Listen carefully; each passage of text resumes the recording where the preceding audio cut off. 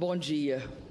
Excelentíssimo senhor presidente do Supremo Tribunal Federal, Ricardo Lewandowski. Excelentíssimo senhor presidente do Senado Federal, Renan Calheiros. Excelentíssimas senhoras senadoras e excelentíssimos senhores senadores. Cidadãs e cidadãos de meu amado Brasil.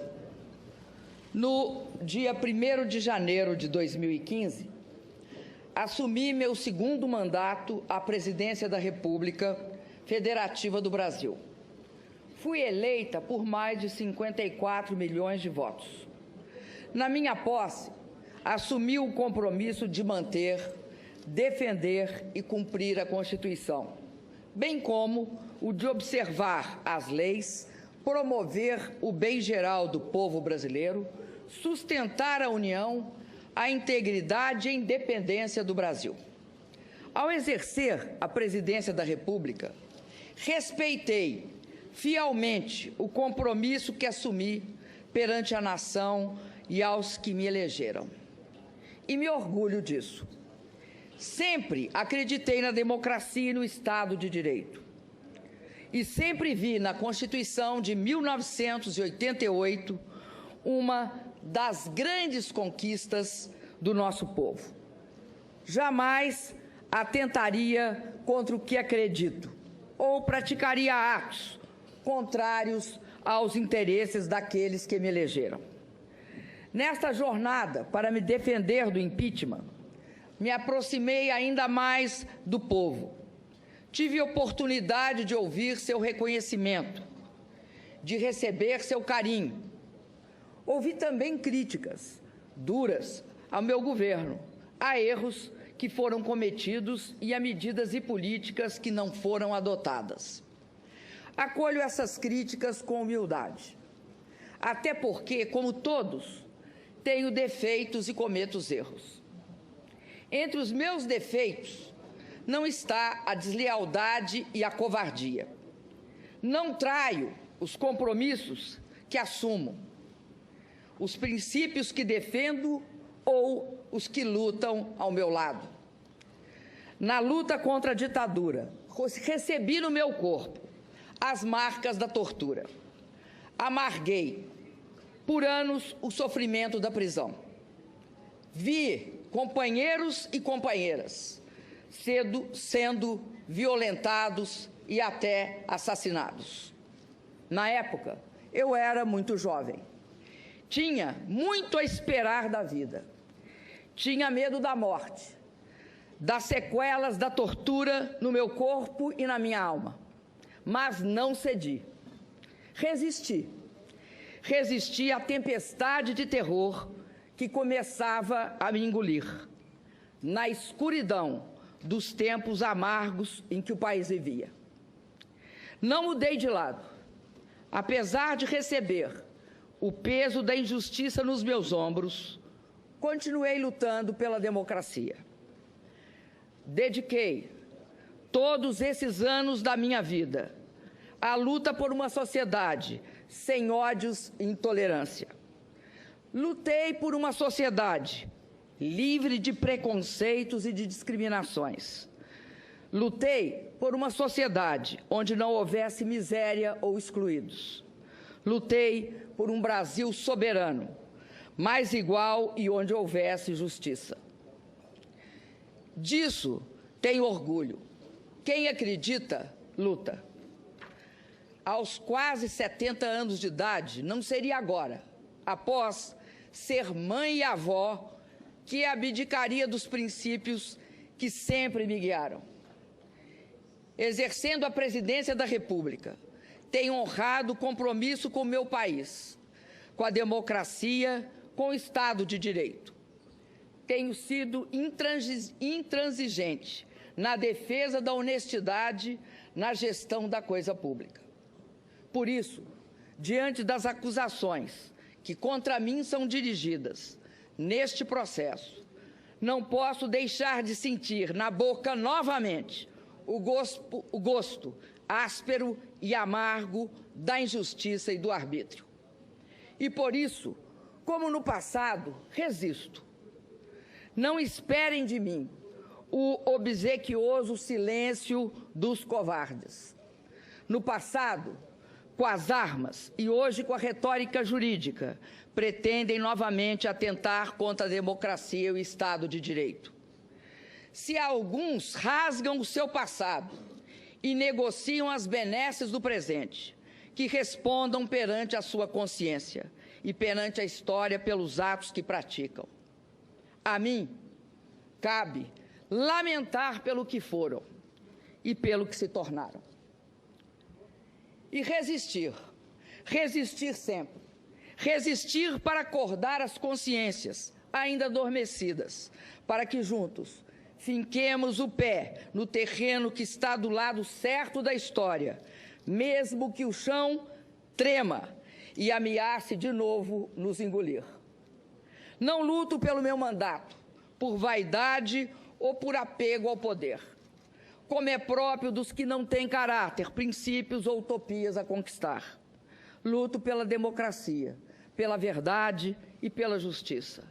Luto pelo povo do meu país, pelo seu bem-estar. Muitos hoje me perguntam, de onde vem a minha energia para prosseguir? Vem do que acredito. Posso olhar para trás e ver tudo o que fizemos, olhar para frente e ver tudo o que ainda precisamos e podemos fazer.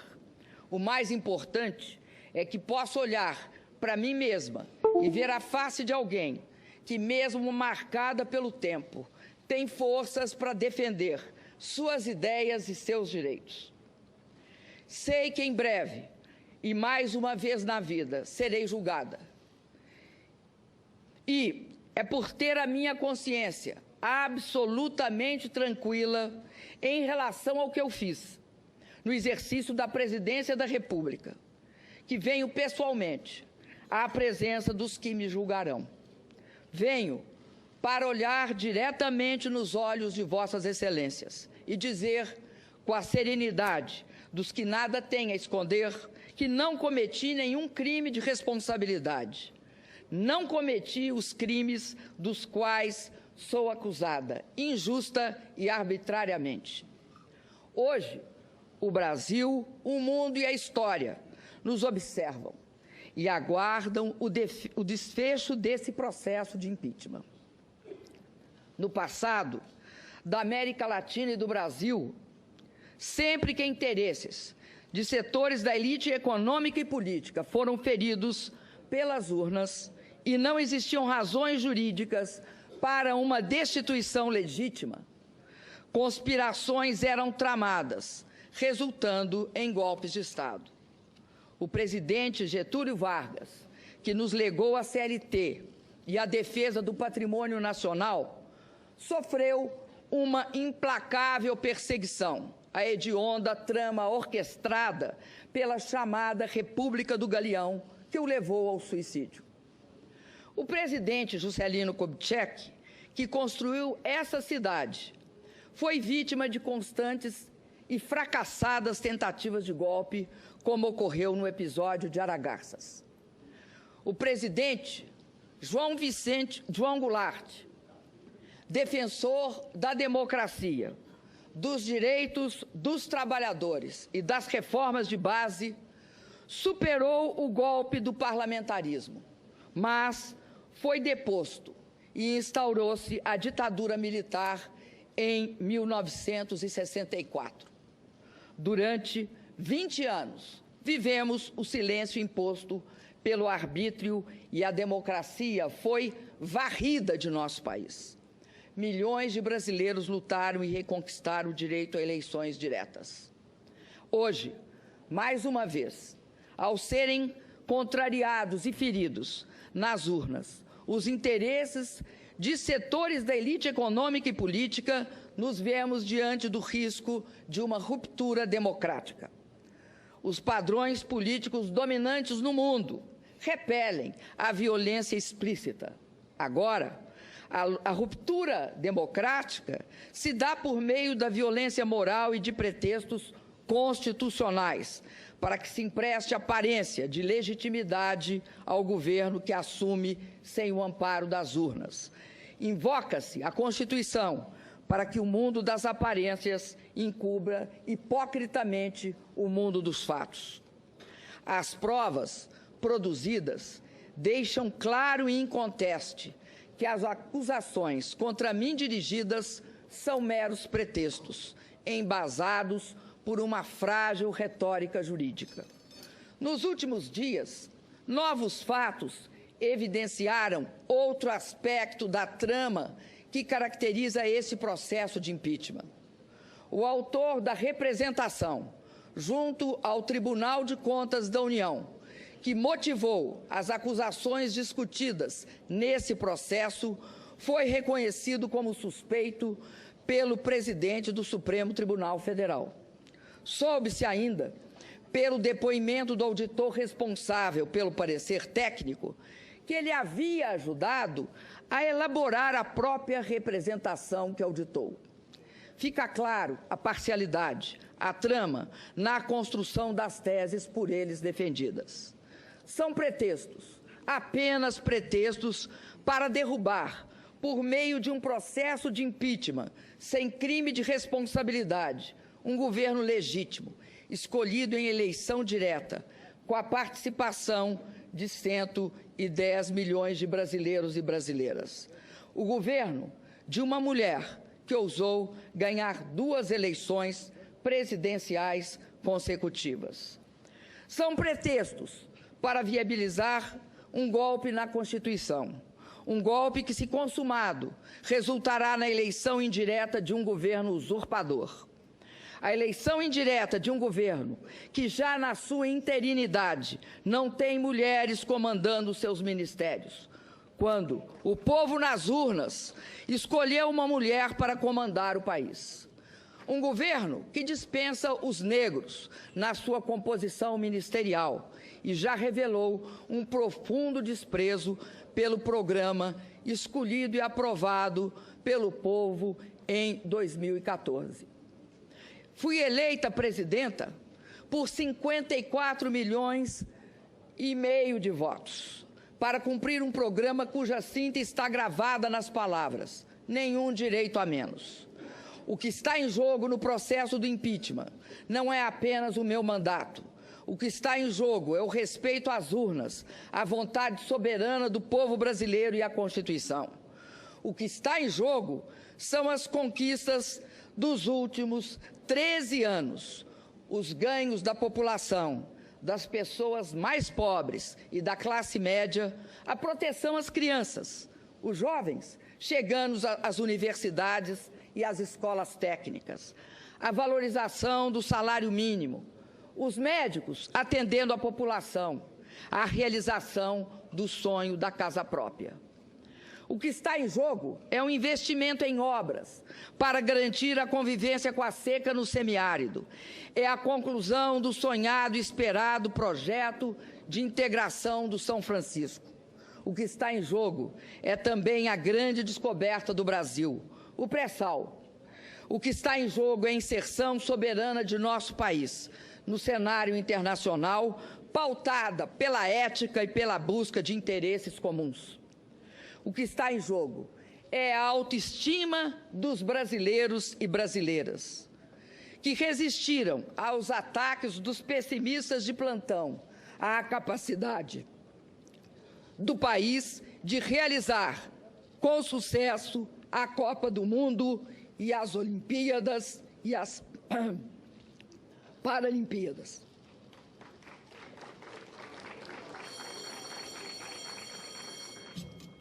Peço que não se manifestem, por favor. Repito, o que está em jogo é a autoestima dos brasileiros e brasileiras, que resistiram aos ataques dos pessimistas de plantão, a capacidade do país de realizar com sucesso a Copa do Mundo e as Olimpíadas e as Paralimpíadas. O que está em jogo é a conquista da estabilidade que busca o equilíbrio fiscal, que busca o controle da inflação e não abre mão de programas sociais para a nossa população. O que está em jogo é o futuro do país, a oportunidade e a esperança de avançar sempre mais. Senhoras e senhores senadores, no presidencialismo previsto na Constituição, na nossa Constituição, não basta a eventual perda de maioria parlamentar para afastar um presidente. Há que se configurar crime de responsabilidade. E está claro que não houve tal crime. Não é legítimo, como querem os meus acusadores, afastar o chefe de Estado e de governo por não concordarem com o conjunto da obra. Quem afasta o presidente pelo conjunto da obra é o povo, e só o povo nas eleições. E nas eleições, o programa de governo vencedor não foi este agora instalado e desenhado pelo governo interino e defendido pelos meus acusadores. O que pretende o governo interino, se transmudado em efetivo, é um verdadeiro ataque às conquistas dos últimos anos. Desvincular o piso das aposentadorias e pensões do salário mínimo será a destruição do maior instrumento de distribuição de renda do país, que é a Previdência Social. O resultado será mais pobreza, mais mortalidade infantil e a decadência dos pequenos municípios pelo país afora. A revisão dos direitos e garantias sociais previstos na CLT e a proibição do saque do Fundo de Garantia da demissão do trabalhador são ameaças que pairam sobre a população brasileira, caso prospere o impeachment sem crime de responsabilidade.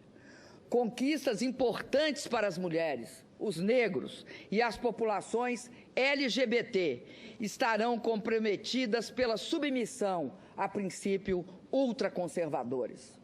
O nosso patrimônio estará em questão, com os recursos e resultados do pré-sal, as riquezas naturais e minerárias, sendo fortemente ameaçadas e, em muitos casos, privatizadas. A ameaça mais assustadora desse processo de impeachment sem crime de responsabilidade é congelar, por inacreditáveis 20 anos, as despesas com saúde, educação, saneamento e habitação. É impedir que, por 20 anos, mais crianças e jovens tenham acesso às escolas, que, por 20 anos, as pessoas possam ter melhor atendimento à saúde, que, por 20 anos, as famílias possam sonhar com a casa própria. Senhor presidente Ricardo Lewandowski, senhoras e senhores senadores, a verdade é que o resultado eleitoral de 2014 foi um rude golpe em setores da elite conservadora brasileira. Desde a proclamação dos resultados eleitorais, os partidos que apoiavam o candidato derrotado nas eleições fizeram de tudo para impedir a minha posse e a estabilidade do meu governo. Disseram que as eleições haviam sido fraudadas, pediram auditoria nas urnas, impugnaram minhas contas eleitorais e, após a minha posse, buscaram de forma desmedida quaisquer fatos que pudessem justificar retoricamente um processo de impeachment.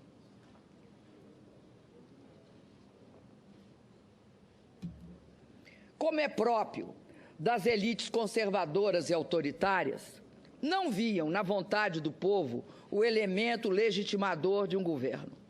Queriam o poder a qualquer preço. Tudo fizeram para destabilizar a mim e ao meu governo. Só é possível compreender a gravidade da crise que assola o Brasil desde 2015, levando-se em consideração a instabilidade política aguda que, desde a minha eleição, tem caracterizado o ambiente em que ocorrem o investimento e a produção de bens e serviços. Não se procurou discutir e aprovar uma melhor proposta para o país. O que se pretendeu permanentemente foi a afirmação do quanto pior, melhor, na busca obsessiva de se desgastar o governo, pouco importando os resultados danosos desta desta questionável ação política para toda a população. A possibilidade de impeachment tornou-se assunto central da pauta política e jornalística, apenas 2 meses após minha reeleição, apesar da evidente improcedência dos motivos para justificar esse movimento radical. Nesse ambiente de turbulências e incertezas, o risco político permanente, provocado pelo ativismo de parcela considerável da oposição, acabou sendo um elemento central para a retração do investimento e para o aprofundamento da crise econômica.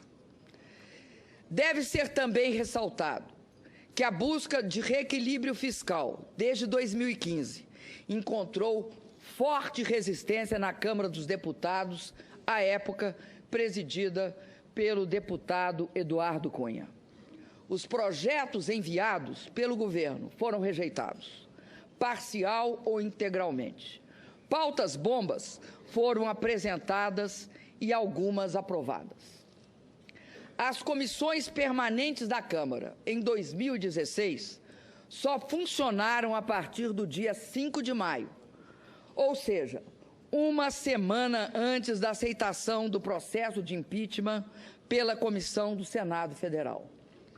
Os senhores e as senhoras senadores sabem que o funcionamento dessas comissões era e é absolutamente indispensável para a aprovação de matérias que interferem no cenário fiscal e possam encaminhar a saída para a crise. Foi criado, assim, o desejado ambiente de instabilidade política, propício à abertura do processo de impeachment sem crime de responsabilidade. Sem essas ações, o Brasil certamente estaria em uma situação melhor, política, econômica e fiscal do que está hoje. Muitos articularam e votaram contra propostas que durante toda a vida defenderam, sem pensar nas consequências que seus gestos trariam para o país e para o povo brasileiro. Queriam aproveitar a crise econômica, porque sabiam que assim que meu governo viesse a superá-la, sua aspiração de acesso ao poder haveria de ficar sepultada por mais um longo período. Mas, a bem da verdade, as forças oposicionistas somente conseguiram levar adiante o seu intento quando outra poderosa força política a eles se agregou. A força política dos que queriam evitar a continuidade da sangria de setores da classe política, motivada pelas investigações sobre a corrupção e o desvio do dinheiro público. É notório que durante o meu governo e o do presidente Lula foram dadas todas as condições para que as investigações fossem realizadas. Propusemos importantes leis que dotaram os órgãos competentes de condições para investigar e punir os culpados. Assegurei a autonomia do Ministério Público. Não permiti qualquer interferência política na atuação da Polícia Federal. Contrariei interesses. Por isso, paguei e pago um elevado preço pessoal pela postura que tive. Arquitetaram a minha destituição, independentemente da existência de quaisquer fatos que pudessem justificá-la perante a nossa Constituição. Encontraram, na pessoa do ex-presidente da Câmara dos Deputados, Eduardo Cunha, o vértice da sua aliança golpista. Articularam e viabilizaram a perda da maioria parlamentar do governo. Situações foram criadas com o apoio escancarado de setores da mídia para construir o clima político necessário para a desconstituição do resultado eleitoral de 2014. Todos sabem que este processo de impeachment foi aberto por uma chantagem explícita do ex-presidente da Câmara, Eduardo Cunha, como chegou a reconhecer em declarações à imprensa um dos próprios denunciantes. Exigia aquele parlamentar que eu intercedesse para que deputados do meu partido não votassem pela abertura do seu processo de cassação. Nunca aceitei na minha vida ameaças ou chantagens. Se não o fiz antes, não o faria na condição de presidenta da República. É fato, porém, que não ter me curvado a esta chantagem motivou o recebimento da denúncia por crime de responsabilidade e a abertura deste processo. Se eu tivesse me acompliciado com a improbidade e com o que há de pior na política brasileira, como muitos até hoje parecem não ter o menor pudor em fazê-lo, eu não correria o risco de ser condenada injustamente. Quem se acomplicia ao imoral e ao ilícito não tem respeitabilidade para governar o país. Quem age para poupar ou adiar o julgamento de uma pessoa que é acusada de enriquecer às custas do Estado brasileiro e do povo, que paga impostos, cedo ou tarde acabará pagando perante a sociedade e a história o preço de seu descompromisso com a ética. Tem, e todos sabem, muito orgulho.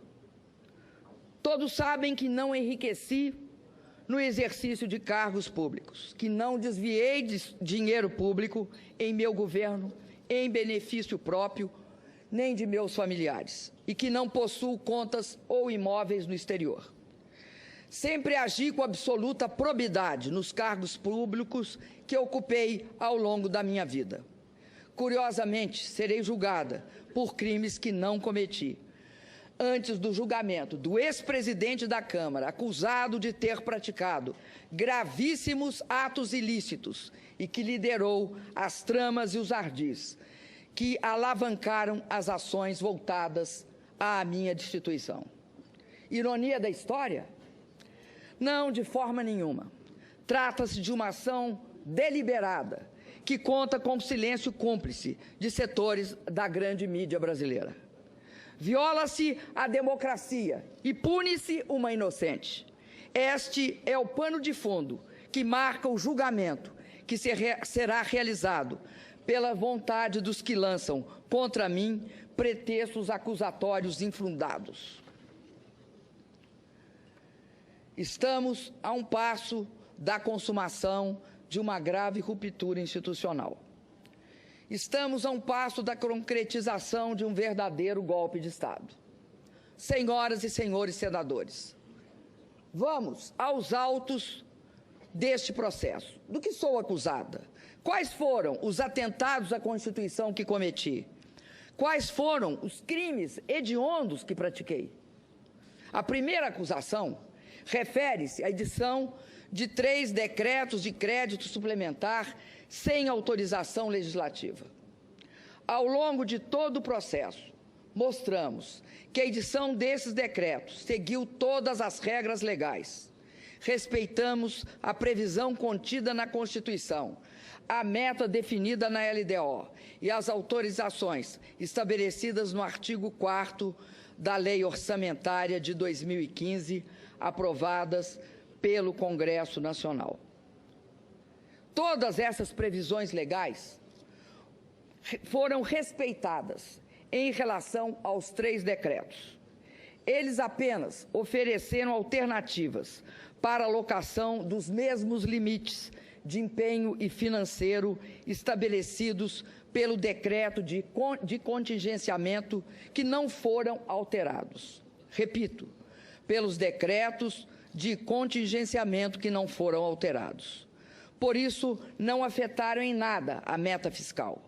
Ademais, em 2014, por iniciativa do próprio Executivo, o Congresso aprovou a inclusão na LDO da obrigatoriedade que qualquer crédito aberto deve ter sua execução subordinada ao decreto de descontingenciamento editado segundo as normas estabelecidas pela Lei Complementar de Responsabilidade Fiscal.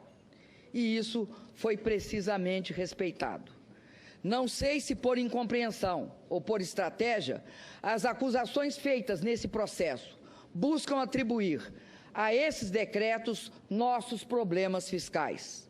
Ignoram ou escondem que os resultados fiscais negativos são consequência da desaceleração econômica e não a sua causa. Escondem que, em 2015, com o agravamento da crise, tivemos uma expressiva queda de receita ao longo de todo o ano.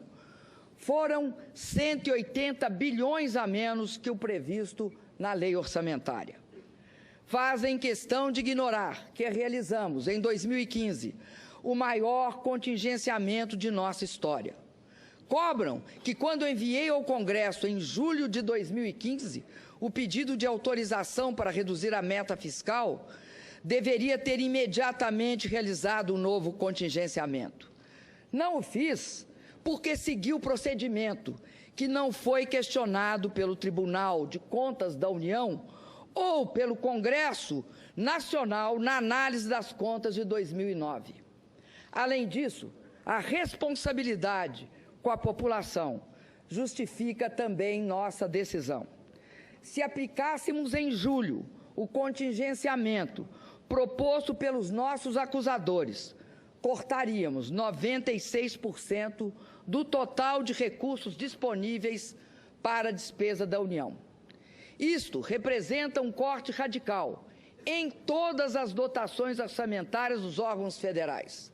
Ministérios seriam paralisados, universidades fechariam suas portas, o Mais Médico seria interrompido, a compra de medicamentos seria prejudicada, as agências reguladoras deixariam de funcionar. Na verdade, o ano de 2015 teria, para todos os efeitos fiscais, acabado em julho. Volto a dizer, ao editar esses decretos de crédito suplementar, agi em conformidade plena com a legislação vigente. Em nenhum desses atos, o Congresso Nacional foi desrespeitado. Aliás, este foi o comportamento que adotei em meus 2 mandatos. Somente depois que assinei esses decretos é que o Tribunal de Contas da União mudou a posição que sempre teve a respeito da matéria.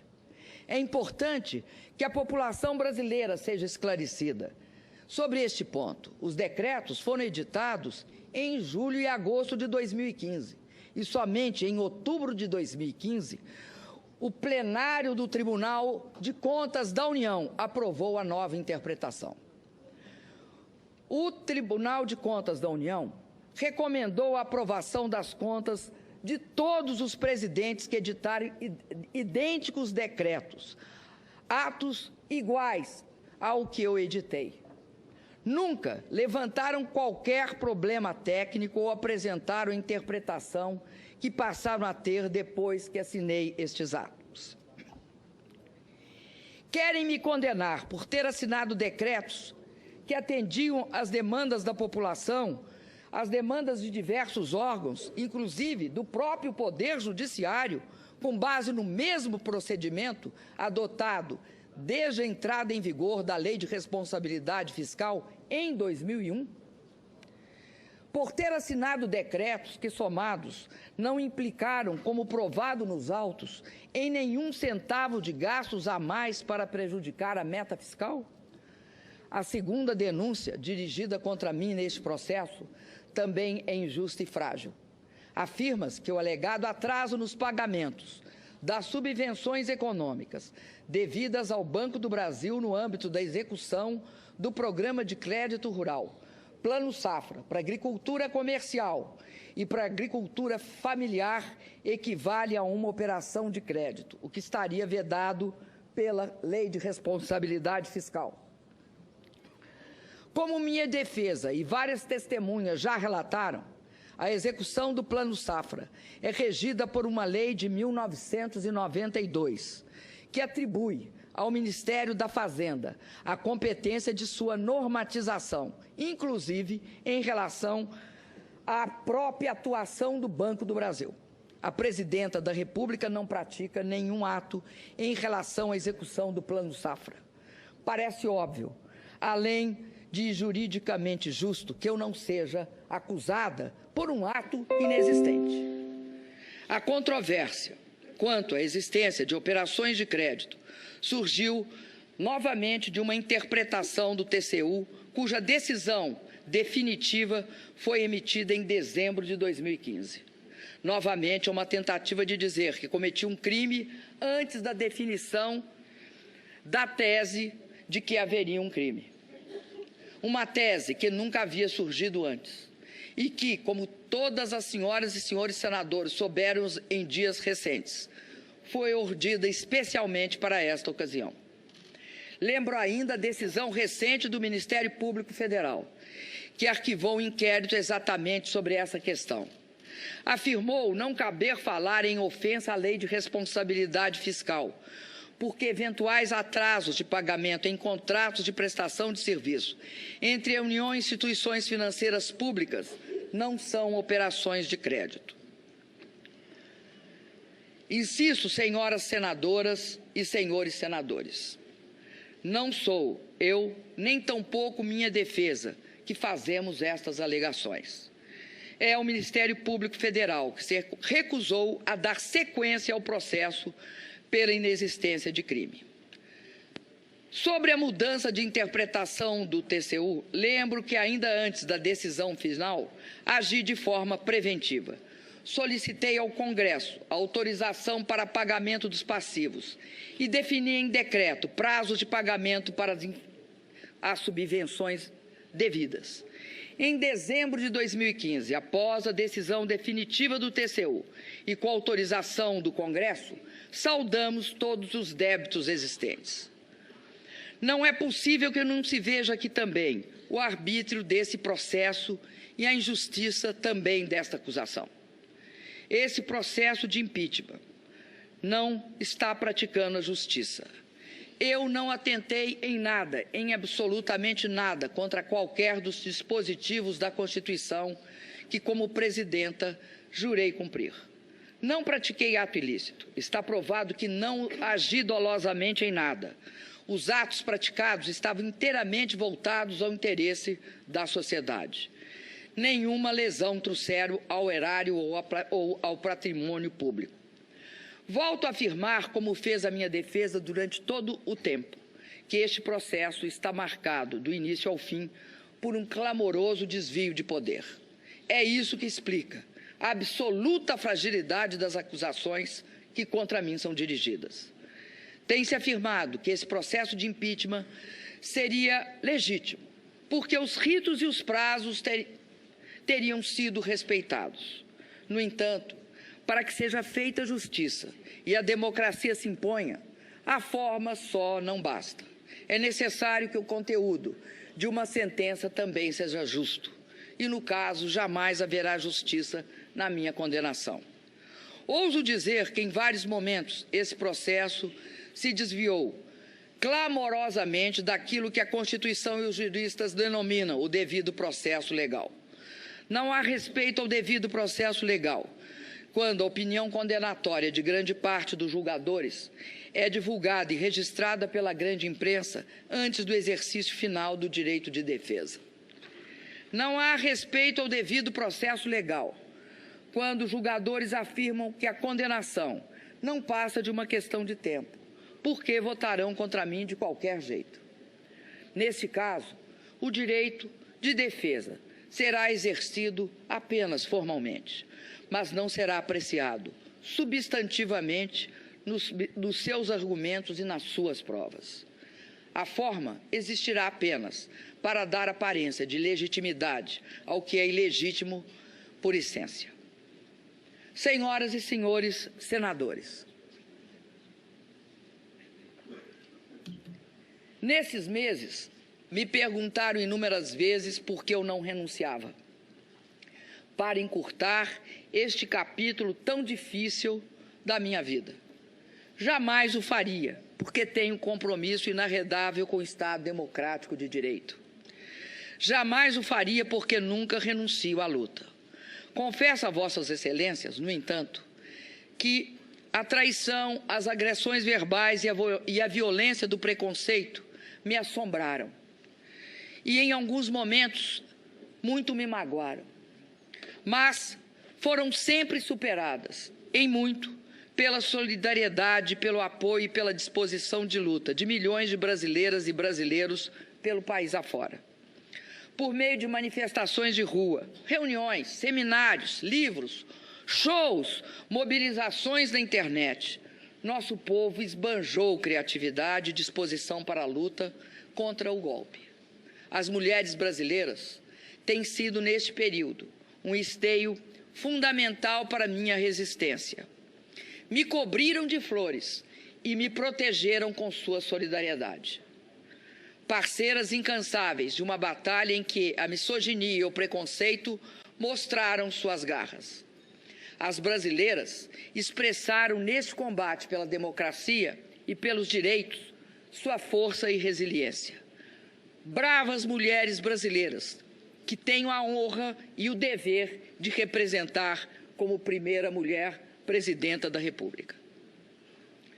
Chego à última etapa deste processo, comprometida com a realização de uma demanda da maioria dos brasileiros, convocá-los a decidir nas urnas sobre o futuro de nosso país. Diálogo, participação e voto direto e livre são as melhores armas que temos para preservar a democracia. Confio que as senhoras senadoras e os senhores senadores farão justiça. Tenho a consciência tranquila. Não pratiquei nenhum crime de responsabilidade.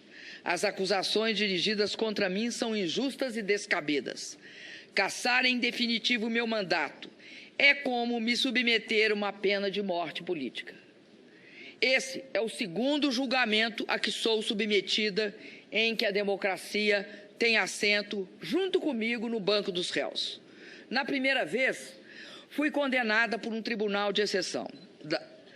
Daquela época, além das marcas dolorosas da tortura, ficou o registro em uma foto da minha presença diante dos meus algozes, no momento em que eu os olhava, de cabeça erguida, enquanto eles escondiam os rostos com medo de serem reconhecidos e julgados pela história. Hoje, 4 décadas depois, não há prisão ilegal, não há tortura. Meus julgadores chegaram aqui pelo voto, mesmo voto popular que me conduziu à presidência. Tenho por todos, por isso, o maior respeito, mas continuo de cabeça erguida, olhando nos olhos dos meus julgadores. Apesar das diferenças, das grandes diferenças, sofro de novo com o sentimento de injustiça e o receio de que, mais uma vez, a democracia seja condenada junto comigo.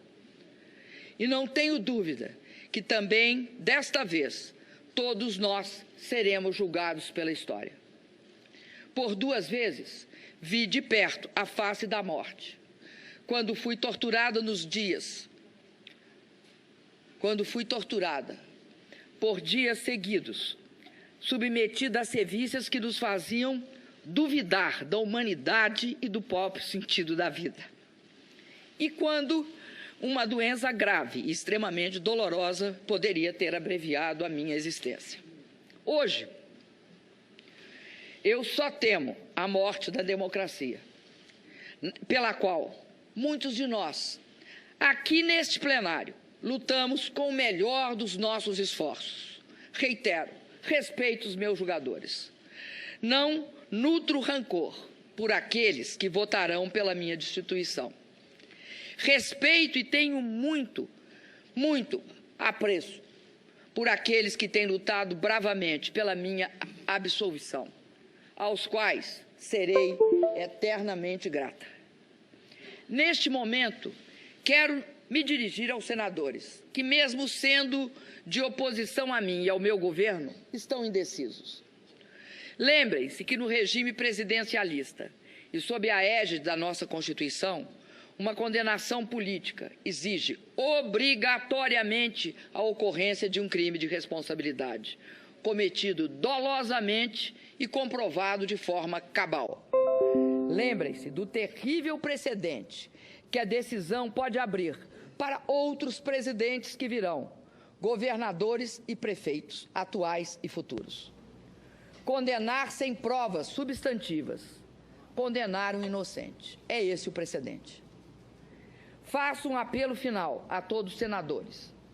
Não aceitem um golpe que, em vez de solucionar, agravará a crise brasileira. Peço que façam justiça a uma presidente honesta, que jamais cometeu qualquer ato ilegal na vida pessoal ou nas funções públicas que exerceu. Votem sem ressentimento. O que cada senador sente por mim e o que nós sentimos uns pelos outros importa menos, neste momento, do que aquilo que todos nós sentimos pelo país e pelo povo brasileiro. Peço, votem contra o impeachment, votem pela democracia. Muito obrigada.